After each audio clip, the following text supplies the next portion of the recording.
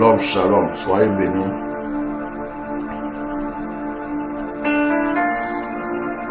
Soyez bénis, soyez bénis. Dans le nom de Jésus. Que le Seigneur vous bénisse abondamment ce matin.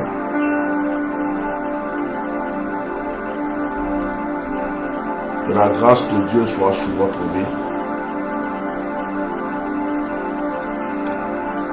Soyez puissamment bénis.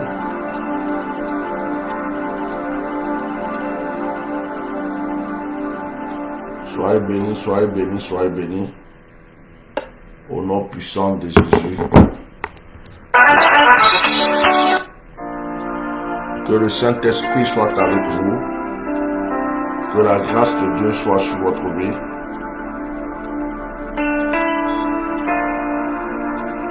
Soyez bénis, soyez bénis. Partagez le direct. Partagez, je suis en train de partager. Partagez, quand nous finissons le partage, nous allons commencer. Que Dieu vous bénisse abondamment.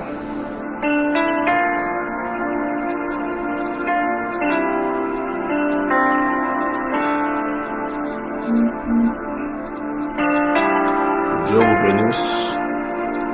On finit le partage et on commence. Continuez à partager le direct. Mettez des cœurs. Partagez, mettez des cœurs. Partagez le direct.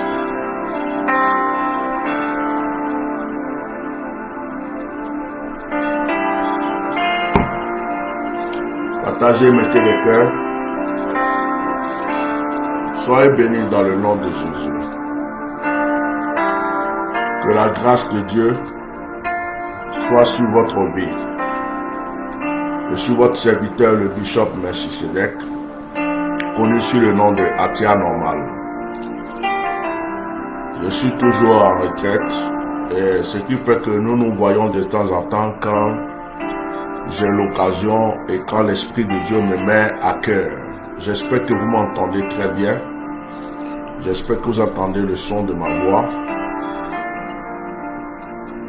Ce matin, que Dieu vous bénisse.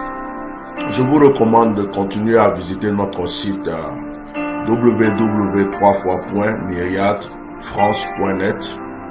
Abonnez-vous à notre chaîne YouTube, Éminence Maréchal Bishop Melchisedec. Abonnez-vous aussi à notre page officielle Facebook. Ayez l'habitude de mettre des cœurs. Quand vous vous connectez, mettez des cœurs et après avoir mis des cœurs, partagez le direct. Partagez-le dans vos groupes. Partagez-le à vos amis, partagez-le à vos frères, partagez-le à tous ceux que vous connaissez pour que les gens puissent aussi bénéficier. Ce matin, je vais prier pour la rentrée scolaire des enfants. Et avant de prier pour la rentrée scolaire pour les enfants, je vais aussi, par la grâce de Dieu, donner donc une exhortation, un petit message, je ne vais pas durer.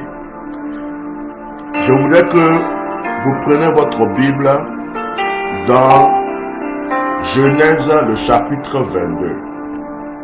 Genèse, chapitre 22.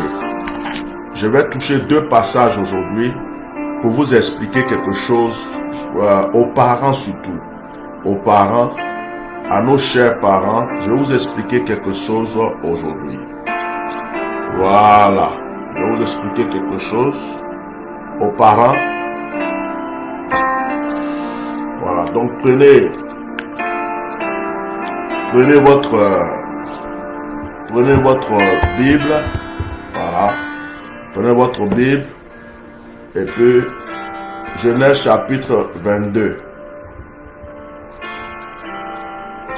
Genèse chapitre 22. Ok? Prenez votre Bible dans Genèse chapitre 22. C'est bon. Genèse 22.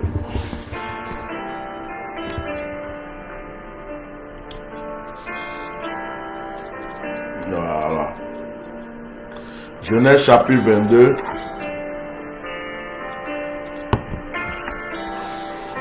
Je ne vais pas m'attarder sur ce passage. Je vais lire encore après un autre passage. Et je veux que vous me suiviez attentivement avant que nous ne prions ce matin, avant que nous ne prions pour les enfants. Il y a beaucoup de parents qui aiment Dieu. Il y a beaucoup de parents qui aiment Dieu. Et les mêmes parents aiment aussi... excusez-moi, je profite parce qu'il y a des choses que je vois en même temps. On va bloquer ça, on va supprimer. Voilà. Donc, il y a des parents qui aiment tellement leur enfant qu'ils oublient souvent que c'est Dieu qui protège l'avenir de nos enfants. Avant même que tu naisses, c'est le Seigneur qui a voulu que tu sois dans le ventre de ta mère. C'est le Seigneur qui a permis que tu naisses. C'est le Seigneur qui t'a protégé de ton enfance jusqu'à présent. Et c'est le Seigneur aussi qui t'a donné le souffle de vie. C'est le même Seigneur qui te donne des enfants. Les enfants sont des personnes, des personnalités que Dieu nous prête pour que nous puissions les élever, les éduquer, les amener à une vie agréable. Mais les enfants ne sont pas plus importants que Dieu dans notre vie. C'est comme par exemple, mettez les cœurs partagés. C'est comme par exemple, il y a des gens qui aiment leurs enfants plus que leurs femmes. Ou il y a des gens qui aiment leurs enfants plus que leur mari. Il y a des papas qui vont se mettre à maltraiter leur femme, qui vont se mettre à battre leur femme, à lui parler mal pour un enfant. Et puis, il y a aussi des mamans qui vont aussi être désagréables avec un papa pour un enfant. Il y a des couples qui se sont même divisés ou qui se divisent, qui sont en guerre à cause de leurs enfants. C'est dommage parce que en réalité, quand l'homme a rencontré la femme, les enfants n'étaient pas là. Quand la femme a aimé cet homme, les enfants n'étaient pas là. Les enfants sont venus après. Et en même quand ils sont venus après, les enfants sont de passage. C'est une fille, elle va grandir, elle va un jour aimer aussi quelqu'un, elle va aussi aller faire son foyer, fonder son foyer avec une personne. C'est un garçon, un jour il va s'en sortir, il va avoir sa situation, il va aussi aimer une femme du moins, il va aussi se fonder un foyer, lui aussi va avoir des enfants. Dieu nous les prête pour que nous puissions les éduquer, pour que nous puissions les former, pour que nous les amenions dans les bonnes voies. Dieu ne nous donne pas des enfants pour que, de un, nous les négligeons, de deux, nous les aimons plus que Dieu, de trois, que ces enfants aient de la valeur que notre amour que nous avons pour Dieu ou notre amour que nous avons pour notre conjoint ou conjointe. Il faut bien retenir ce que je dis. Beaucoup de personnes ont brisé des choses dans leur vie alors qu'ils ont demandé à Dieu de leur donner des enfants. Dieu leur a donné ses enfants. Et ils ont pris ces enfants comme les moyens, un moyen pour pouvoir briser certaines choses. Lorsque nous lisons Genèse chapitre 22, je ne vais même pas faire la lecture parce que vous connaissez le passage.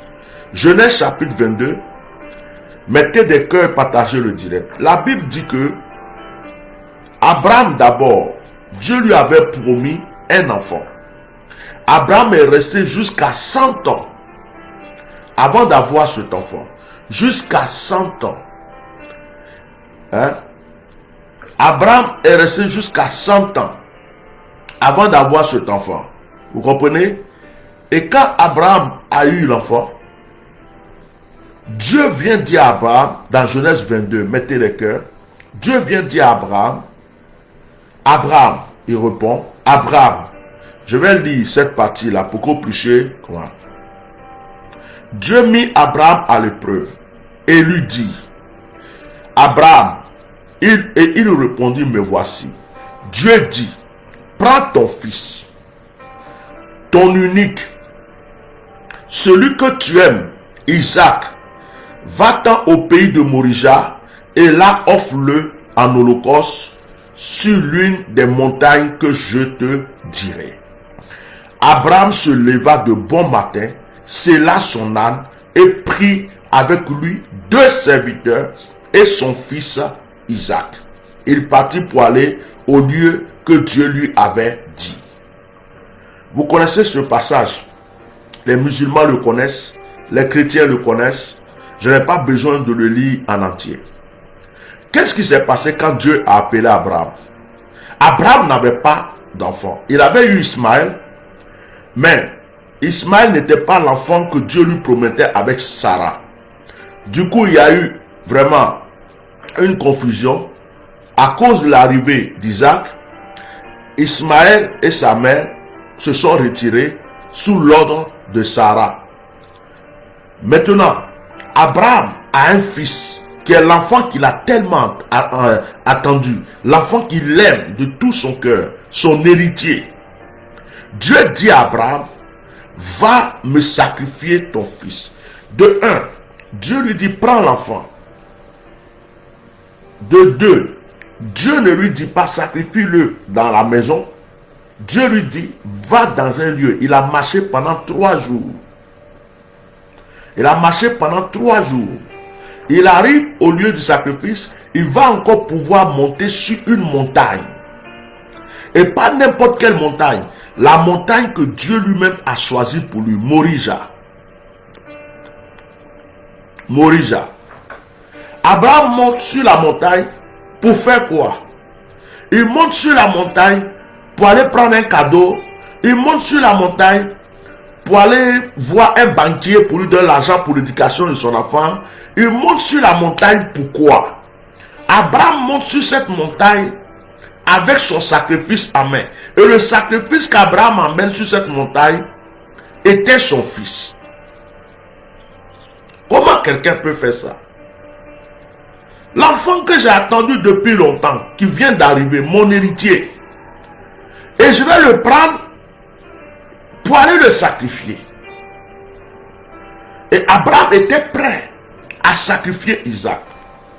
La Bible déclare que Dieu, il faut que je vous lise un peu ce passage aussi. Verset 10. Puis Abraham étendit la main et prit le couteau pour égorger son fils. Il voulait égorger son fils.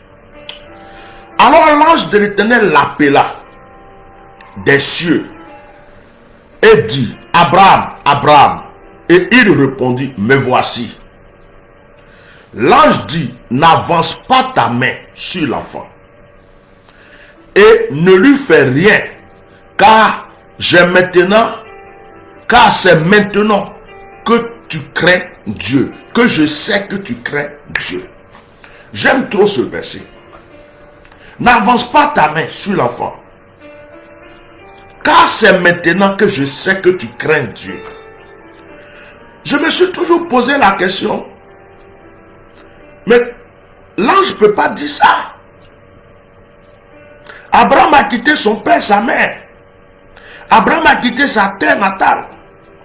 Abraham a marché tout le temps parce qu'il croyait en Dieu. Il allait à gauche, il allait à droite. Il n'a fait que des holocaustes, des sacrifices. Il a eu confiance en Dieu. On disait même que c'était l'ami de Dieu.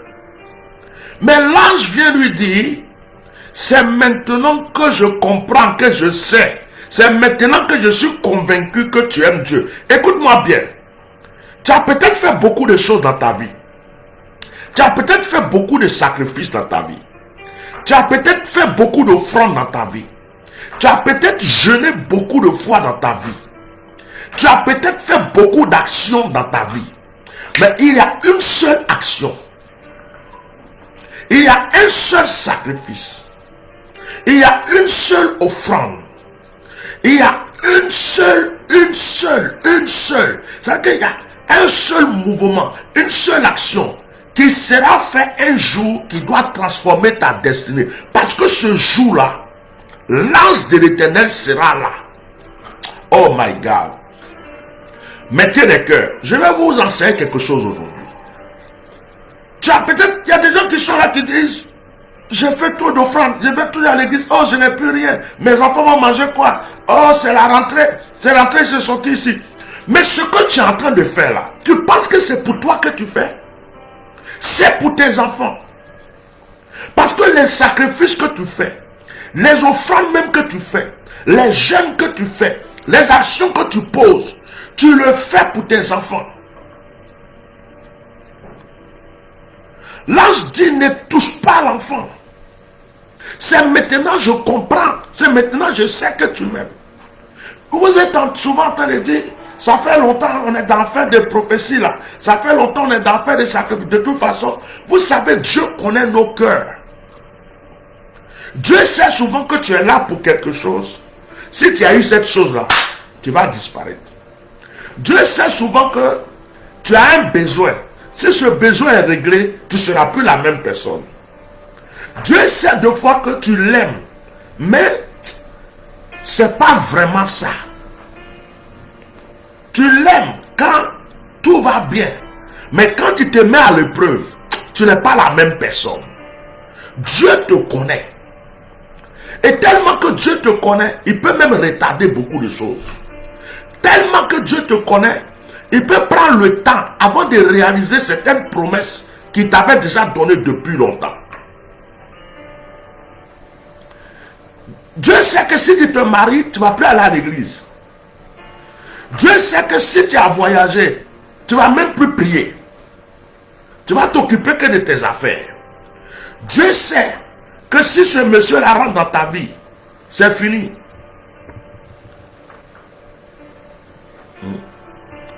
Dieu sait que si ce monsieur rentre dans ta vie, c'est fini. Dieu sait que si cette femme rentre dans ta vie, oh, c'est fini, tu ne vas plus prier. Tu dis souvent, je veux une grande église, tu es pasteur. Dieu sait que si tu as une grande église, tu ne seras plus la même personne. Oh, je veux une grande affaire, que mes affaires prospèrent. Dieu sait que toi là, si tes affaires ont prospéré, tu ne seras plus la même personne. Tes affaires n'ont même pas commencé à prospérer. Là, tu es là, tu fais des petites offrandes. Tu es fidèle à l'église, tu es tout le temps. Mais tu vas commencer à être béni là. On ne te verra plus. Même ton pasteur, même, tu vas lui parler comme si c'est ton camarade. Dieu nous connaît. Dieu sait qui nous sommes. C'est lui qui nous a créés. On ne peut pas mentir à Dieu. Aujourd'hui, il y a des personnes qui peuvent prendre une offrande que Dieu les a mis à cœur, une action que Dieu les a dit de poser pour la liberté de leur famille, pour leur délivrance. Ils sont capables de prendre pour dire non, mes enfants, mon fils, je dois lui acheter 10 baskets, l'autre là, je dois faire ceci. J'ai dit, oh, si les pieds de ton enfant sont cassés, il va porter basket là comment? S'il est couché à l'hôpital, les habits que tu as achetés, il va porter comment? Si ça ne va pas, que tu passes ton temps à payer médicaments, l'argent que tu as caché là, que tu ne veux pas prendre pour soutenir l'œuvre de Dieu là, tu vas faire quoi avec? Beaucoup de gens se créent des problèmes. Beaucoup de gens font des calculs et se créent des problèmes. Avec Dieu, il faut arrêter de calculer. Lui-même là, il calcule avant de venir vers toi. Mais trop de gens calculent aujourd'hui. Ils disent j'ai la foi sur la bouche. Des fois, mais ils viennent devant les hommes de Dieu. Oh, papa, tu ne me connais pas. Moi, je te fais ça, je te fais ça. Moi, c'est des phrases que je n'aime plus entendre. Parce que c'est des phrases en l'air. Même si tu es la personne la plus véridique, la plus sincère sur cette terre, je vais te dire que sur 100, ceux qui ont dit ça là, il y a peut-être un seul qui a respecté. Ouais, sur ça. Et beaucoup de personnes se créent des difficultés. Combien de personnes sont là à l'église qui étaient fidèles, qui jeûnaient, qui priaient pour avoir un travail, pour avoir une femme, pour avoir un voyage, pour avoir quelque chose. Et dès qu'ils ont eu ça, on ne les reconnaît plus aujourd'hui. Combien? Dites-moi. Combien? Dites-moi combien vous en connaissez. La soeur qui partait tout le temps à l'église là, quand on a fini de célébrer son mariage, est-ce que tu la vois à l'église encore? Le frère qui balayait l'église, le frère qui était toujours là, qui ouvrait même l'église, quand il a eu son travail là, tu le vois encore. Et l'autre qui a voyagé, on a prié, jeûné pour lui quand il a pris avion, il a voyagé. Quand il a voyagé là, tu entends parler de lui encore. Dieu nous connaît. Et souvent, c'est sur nos enfants que nous mentons. Quand nous ne voulons pas faire des choses, les pères de famille, les mères de famille mentent sur leurs enfants. Ah, j'ai des enfants, je ne sais pas qu'est-ce que mes enfants vont manger. Oh, c'est la rentrée. Oh, mes enfants, c'est sûr. Tu mens. Tu mens. Tu es un menteur, tu es une menteuse. Parce que ce que tu dis là, si on te dit aujourd'hui que ton enfant est malade et qu'il est couché là, tu dis que tu n'as rien, c'est pour tes enfants. L'argent même que tu prends, tu vas payer un médicament, même si c'est 1 million, tu vas trouver ça pour tes enfants. Pour pouvoir soigner l'enfant. Je mets l'enfant de côté. On t'appelle au village, on dit que quelqu'un est décédé aujourd'hui là, tu vas trouver l'argent. Et les gens mentent. Les gens mentent beaucoup. Ils mentent à Dieu. Ils mentent aux serviteurs de Dieu. Ils sont devenus hypocrites dans leur pensée, dans leur esprit. Et ils pensent que Dieu ne les voit pas. Ils prennent des dents blanches devant les hommes de Dieu. Et puis dedans là, c'est de cœur noir. Avant même de venir demander quelque chose là, ils commencent à préparer leur plan de mensonge et d'hypocrisie. Ils n'ont plus peur de Dieu. Ils ne craignent pas Dieu. Ils s'en foutent. Les conséquences, ce n'est pas leur problème. Maintenant, ceux qui font des promesses et qui ne respectent pas, ah là là, on ne peut pas compter. Ceux qui font les vœux et qui ne les réalisent pas. Pourtant, la Bible dit qu'il ne faut pas faire un vœu sans le réaliser. Et le problème, c'est quoi? C'est que les gens vont courir d'homme de Dieu en homme de Dieu. De prophète en prophète, d'église en église. J'ai gâté ici, je cours, je m'en vais de l'autre côté. Quand je finis de prendre pour lui aussi, je gâte un peu. Je m'en vais de l'autre côté. C'est-à-dire que c'est ça. Les gens qui vont voir les prophètes, les pasteurs, aujourd'hui dans les églises, ce n'est pas des nouveaux convertis. Hein. Ce sont les papillons. Des papillons et des mange-mille spirituels. Dès qu'il y a un prophète qui est disponible, oh, tu es un grand homme de Dieu. Oh, papa, il n'y a pas un homme de Dieu comme toi. Toi, au moins, tu réponds au téléphone. Eh, papa. Quand ils ont fini, et qu'ils voient que le papa, là, il ne peut pas assumer ce qu'ils ont à faire, là. Ils cherchent un autre. Papa, toi, tu n'es pas comme les autres. Et puis, de fois même en partant, ils vont critiquer l'autre. Ils vont gâter le nom de l'autre. Ah, je tâche de lui-même là, ça a fait de l'argent, ça a fait de ceci. Mais quand ils vont quitter chez l'autre aussi, ils vont prendre encore pour aller donner encore à d'autres personnes. Oh my God. C'est ça aujourd'hui. Dieu dit à Abraham, prends ton fils, ton unique fils, va me le sacrifier. Tu as quoi de plus spécial, de plus valeureux? Qu'est-ce qui est plus précieux dans ta vie que ton fils unique? L'argent n'est pas plus que ton fils unique. Non. Ton fils unique, celui que tu aimes, prends-le, va le sacrifier. Abraham a discuté avec Dieu. Aujourd'hui, les gens ont trop d'arguments. Les arguments, ils en ont trop. Le dernier argument que les gens ont aujourd'hui, c'est le coronavirus. Quand ils ne veulent rien faire, ils disent c'est coronavirus. Ce qui me plaît dans l'œuvre de Dieu, c'est que j'ai vu des pauvres plus sincères que des riches. J'ai vu des gens qui vivent en Afrique qui n'ont rien, qui sont plus sincères que des gens qui sont aux États-Unis et en Europe qui ont tout. J'ai vu des gens qui n'ont même pas une petite télé chez eux être fidèles que des gens qui ont de grosses télés, de grosses voitures, de grosses maisons. Ceux-là qui ont le compte bancaire rempli, il suffit de prendre la carte, ils ont des découvertes, ils ont tout. J'ai vu que même ceux qui n'ont pas la possibilité, qui n'ont rien, la plupart sont plus fidèles que ceux qui ont plus de moyens. Oui. Ceux qui discutent beaucoup, en réalité même sont ceux-mêmes qui peuvent le faire. Il y a d'autres qui ne peuvent pas le faire. Quand ils viennent vers l'homme de Dieu, ils se sacrifient. Mais il y a d'autres. Non mais, tu es dans le problème. Et c'est toi qui fais les non mais. Ton argent va finir dans médicaments.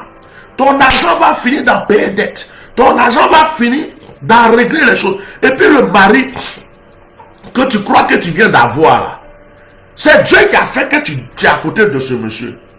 Le même Dieu là peut faire que les prières qui ont été faites pour toi là peuvent se changer. Le monsieur va te dire un matin, je ne t'aime plus, va-t'en, je ne te veux plus. Une autre va prendre ta place. C'est là que tu vas commencer à courir encore derrière un homme de Dieu. Il y a des gens qui viennent au début. Ah, papa, prie pour moi. Vraiment, j'aime cet homme-là. Je vais rester avec lui. Vraiment, c'est l'homme de ma vie. Papa, si ça marche là, papa, je vais faire ceci. Ah, papa, je te promets, mais papa, dès que l'homme qui a prié son cœur ouvert, dès qu'il se sente bien dans les bras de ce monsieur, dès que ce monsieur qui refusait le mariage est en train de parler de mariage, tu ne les reconnais plus. Dès que tu vas les parler, papa, les temps sont durs. Tu sais, il m'a rien donné. Qui t'a dit que je t'ai dit qu'il faut prendre l'argent de quelqu'un pour donner? Papa, les temps sont durs. Les temps sont sociaux. Les arguments. Pourtant, au début, quand ils sont venus, quand tu les as dit, voilà l'action que tu dois poser. Quand ils ont posé cette action que tu as priée, la situation s'est passée. Puis là, ils étaient sérieux. Mais ils ont eu ce qu'ils veulent. Et puis, c'est les gens qui vont dire, il y a des blocages dans ma vie. Mais tu es venu pour un sujet.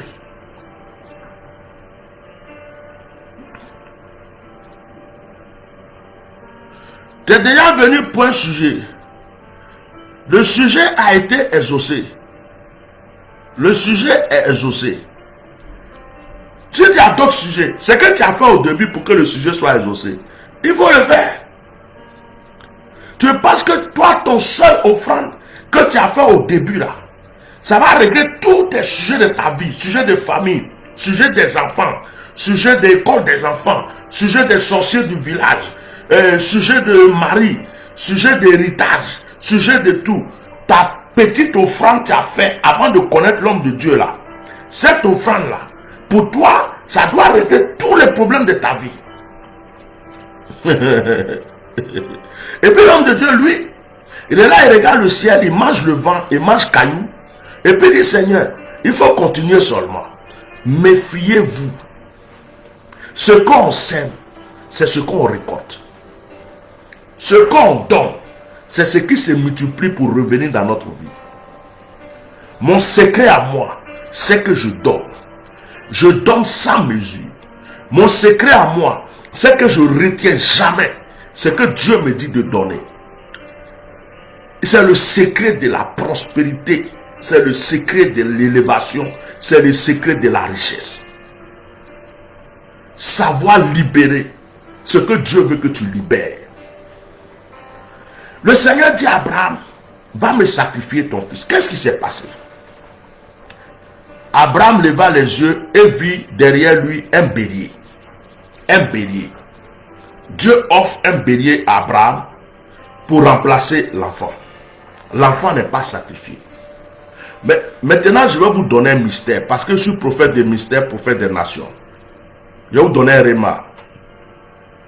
D'après vous, le sacrifice qu'Abraham devrait faire, l'action qui a été posée, ça a été fait pour qui? C'est pour Abraham que ça a été fait ou c'est pour l'enfant? C'est pour l'enfant. En réalité, Dieu voulait bénir Isaac. En réalité, c'est maintenant que j'ai donné ton réma. En réalité, Dieu voulait avoir une alliance avec Isaac.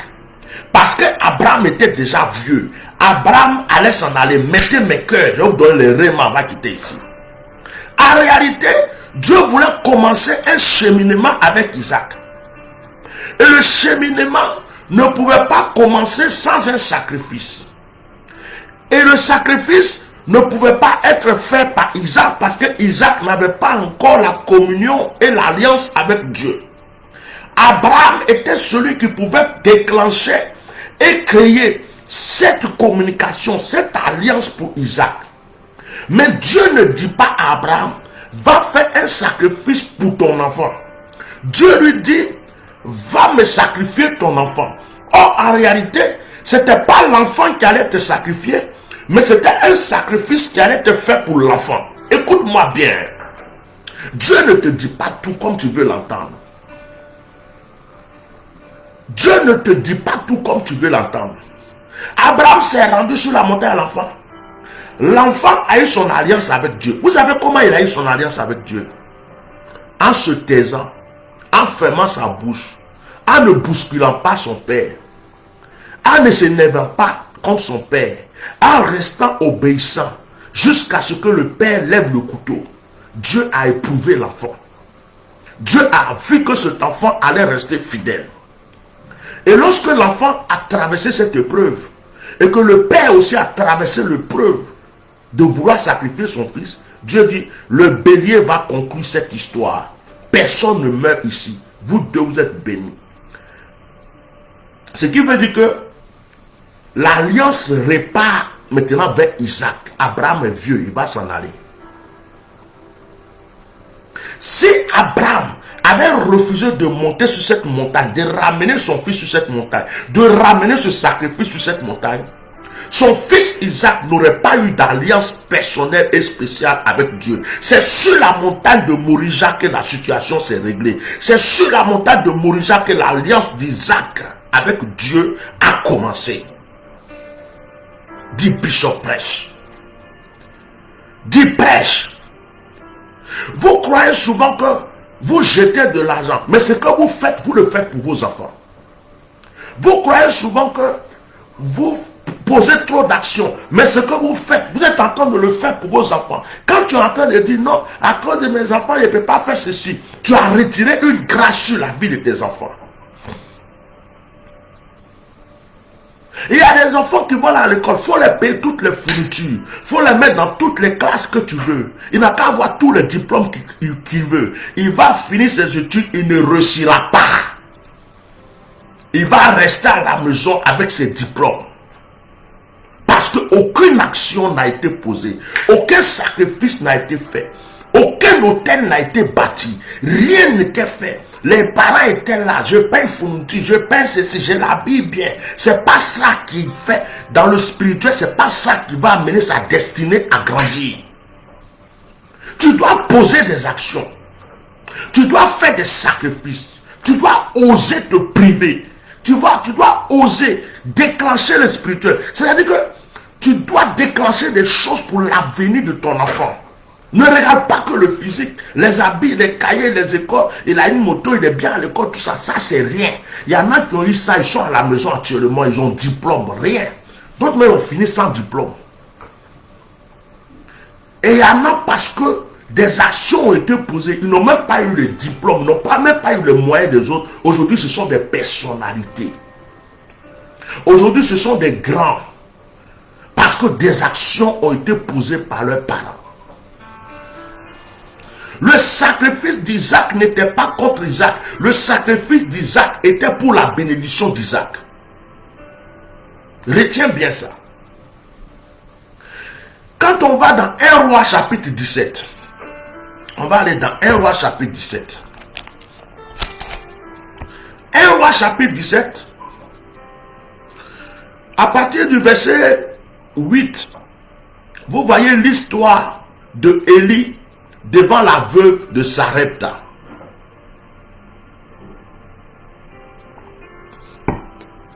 Élie devant la veuve de Sarepta. Une veuve, une pauvre veuve qui n'a rien. Elle avait que son fils comme héritage. Élie le prophète est devant cette femme. Élie lui dit, madame, j'ai faim. D'abord, j'ai soif. Elle lui donne de l'eau. J'ai faim. Elle dit, monsieur, prophète, je n'ai rien. J'ai la farine. J'ai l'huile. C'est prévu pour moi et mon enfant. Quand on mange ça, excusez-moi. Je ne vais pas mettre la musique. Voilà. Quand on mange ça, on meurt. On n'a plus rien. Il y a des gens qui sont là qui disent non. Comment un homme de Dieu, je n'ai rien. Toi-même, tu es un homme de Dieu, tu dois savoir que je n'ai rien. Un homme de Dieu, je suis pauvre, je n'ai rien. Toi, tu es plus pauvre que la veuve de Sarepta. Toi, tu es plus pauvre que la veuve de Sarepta et son fils. Tout ce qu'elle avait comme richesse, c'était farine et puis huile. Toi, tu es plus pauvre que la veuve de Sarepta.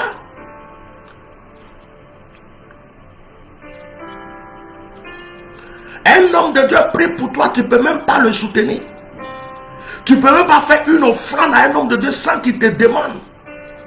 Tu ne peux pas réfléchir même chez toi pour dire, mais le monsieur qui prie pour moi là, qu'est-ce que je dois lui donner pour boire de l'eau? Même l'eau, ça se paye. L'eau, ça se paye.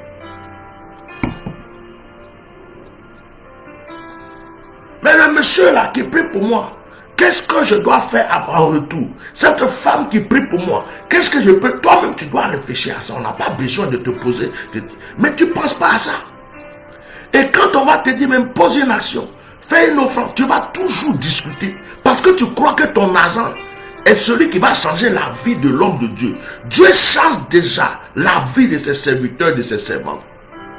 Ton argent que tu donnes, c'est pour ta propre bénédiction et c'est pour la bénédiction de ta famille. Arrête de discuter avec Dieu. La veuve devant Élie dit, j'ai la farine et j'ai l'huile.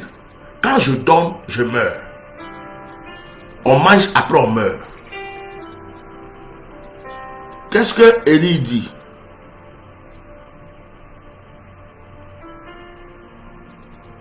Qu'est-ce que Élie dit?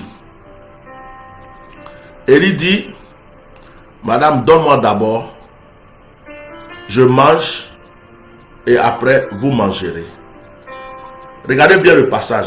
Élie dit, je mange d'abord et puis après vous mangez. Je mange, après vous mangez. C'est-à-dire que celui qui doit te bénir, en réalité, quand tu viens, tu dois le bénir pour que ta bénédiction déclenche la bénédiction chez lui pour toi. C'est pourquoi on dit, on ne va pas vers un homme de Dieu les mains vides. Parce que ce que tu envoies, ce n'est pas parce que c'est ça qui va changer son histoire. Mais ça déclenche ta propre bénédiction dans sa vie. Tu as une bénédiction qui est cachée en lui. Quand tu envoies quelque chose, quand tu viens avec quelque chose, ce que tu as semé déclenche la bénédiction qui est en lui et cette bénédiction te reconnaît automatiquement. Mais si c'est pour rester là pour dire papa prie pour moi, homme de Dieu prie pour moi, vous savez combien d'enfants spirituels les hommes de Dieu ont? Vous savez combien de personnes les appellent papa? Vous savez combien de personnes les suivent? Et les hommes de Dieu reconnaissent que ceux qui arrivent à s'aimer dans leur vie, parce que c'est ceux-là qui arrivent à provoquer l'onction qui est dans leur vie. Quand un homme de Dieu a un souci de, je ne sais pas, d'1 million, ou de 10 millions, ou de 5 millions, et puis il est là, et puis quelqu'un l'appelle, ah papa, Dieu m'a mis à cœur aujourd'hui, je t'envoie même 500 000, ou je t'envoie 1 million. Tu crois que cet homme de Dieu va oublier cette personne? Tu crois que cet homme de Dieu va négliger cette personne? Et tu crois que cette personne a besoin même de dire à l'homme de Dieu, prie pour moi? On ne te dit pas que tu es riche, qu'il faut donner 1 million ou ceci, cela. Mais le peu que tu peux faire, même de l'eau à boire, à quelqu'un qui peut te bénir, c'est très important. La veuve va faire le gâteau, elle va nourrir Élie. Élie mange. Son enfant mange le reste. Elle mange le reste. C'est pas ça qui est important. La Bible dit, il y a eu la famine. La nourriture n'a pas manqué chez elle. La Bible ne nous explique pas comment la nourriture s'est multipliée chez elle. Mais je vais vous expliquer. Oh, j'ai dit, je vais vous donner des rémans aujourd'hui. Je vous donne 2 petits là et puis on quitte ici. Est-ce que vous savez comment la nourriture s'est multipliée chez la veuve? Vous avez déjà posé la question.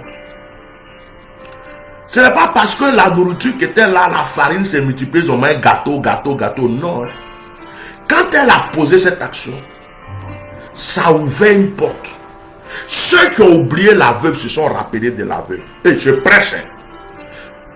Les pasteurs, les bishops là, prenez le message là même. Allez-y prêcher dans votre église. Parce que vous avez l'habitude de me tricher mes messages modifiés et puis prêcher. Je vous donne cadeau. Prenez. Voilà. C'est un cadeau. Aujourd'hui là, c'est samedi. Je vous donne. Vous pouvez noter même, noter bien même, enregistrer, puis allez-y prêcher. C'est un cadeau. Je ne prêche pas quelque chose que j'ai déjà entendu. Je prêche quelque chose qui est descendu du ciel, qui vient dans mon esprit. Et Dieu me dit, est-ce que tu sais comment la nourriture n'a pas manqué chez la veuve? Il dit, c'est parce que quand elle a posé l'action, ça ouvert une porte. Il y a des actions que tu poses qui ouvrent une porte. Il y a des gens qui te devaient, qui t'ont oublié, ils vont se rappeler de toi. Il y a des gens qui t'ont fait des promesses, tu ne vois plus, ils vont revenir. Il y a des gens qui disent dans leur tête, hey, je vais aller l'aider un jour. Ils ne font pas. Mais tu as une action que tu as posée là. Ça fait que ces personnes automatiquement pensent à toi. Donc, les gens ont commencé à défiler chez la veuve, ceux qui l'ont oublié. Sa famille, qui l'avait rejeté. Les gens dans la ville qui étaient riches, qui savaient qu'il y avait une veuve qui ont laissé tomber, envoyaient de la nourriture. Des gens, chaque matin, c'était défilé de bénédictions sur la veuve. Et la Bible dit la nourriture n'a pas manqué. Il y a une action que tu poses, frère. Il y a une action que tu poses, sœur. Ça attire comme de l'aimant. Toutes les grâces et les bénédictions qui étaient parties reviennent. La promotion revient. Le voyage qui a été bloqué se débloque. Le mariage qui était en train de se briser se répare. Tu comprends? Ça se répare. Souvent tu es là, tu crois que c'est en passant à tes soucis, en te posant des questions, en te lamentant que tu vas... Devant même d'autres même disent, je vais garder l'argent. Je vais garder l'argent pour faire quelque chose. Mais l'argent que tu as gardé depuis tu gardes là, tu fais quoi avec? Un problème arrive, une situation arrive, une chose arrive, tu es là, tu ne fais que garder. Tu es devenu gardien de l'argent, inutilement dépensé. Tu comprends?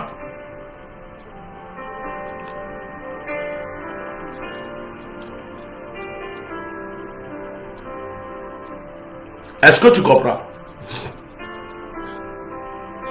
Mais le problème, c'est que l'enfant de la veuve va mourir. C'est là que j'ai compris que l'action que la veuve a posée, c'était pour la protection de la vie de son enfant.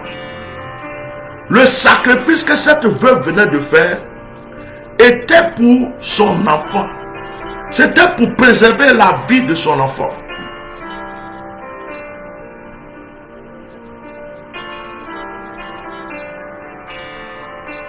Frère,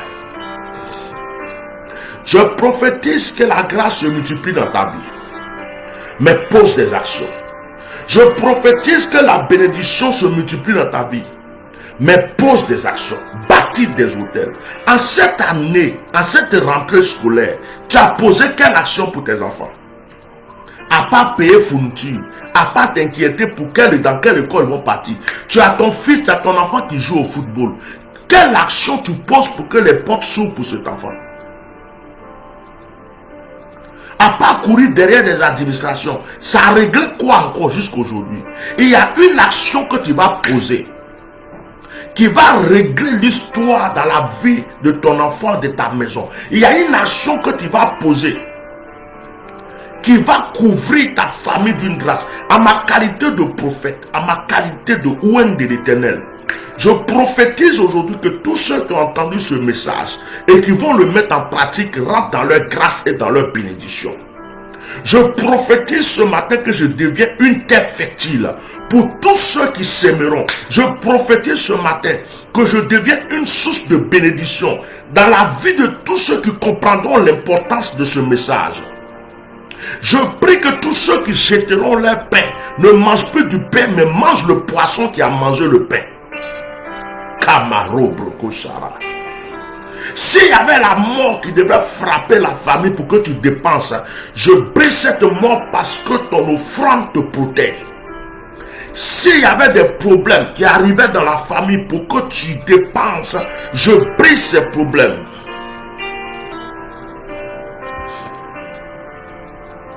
S'il y avait des situations qui arrivaient pour te faire pleurer, j'arrête ces situations maintenant au nom puissant de Jésus.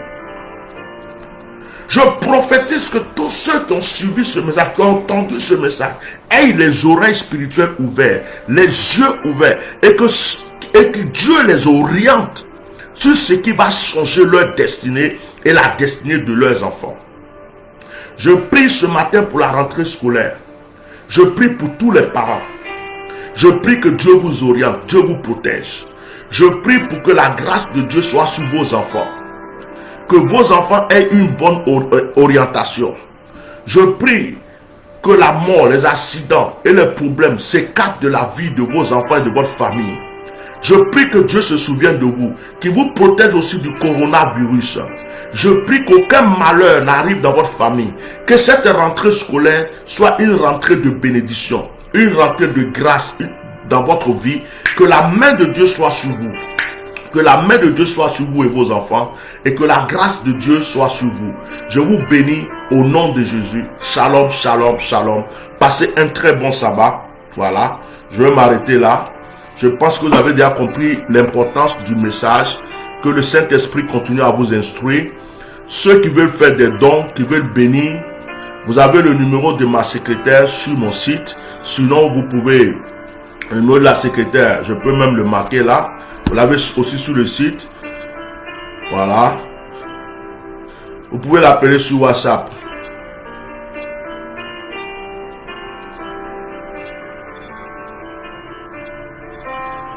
Voilà. Voici le numéro de la secrétaire. Sinon, vous pouvez aller sur notre site aussi. Vous pouvez faire des dons là-bas. www.myriadefrance.net. Voilà. Contactez la secrétaire, vous expliquera ce que vous avez à faire. Que Dieu bénisse tous ceux qui ont déjà béni ma vie. Que Dieu bénisse tous ceux qui soutiennent mon ministère. Que Dieu bénisse tous ceux qui pensent à moi. Que Dieu bénisse tous ceux qui croient à mon onction. Que Dieu bénisse tous ceux qui viennent de commencer à me suivre. Que Dieu bénisse tous ceux qui sont en train de me connaître. Que Dieu bénisse tous ceux qui pensent à moi, qui prient pour moi.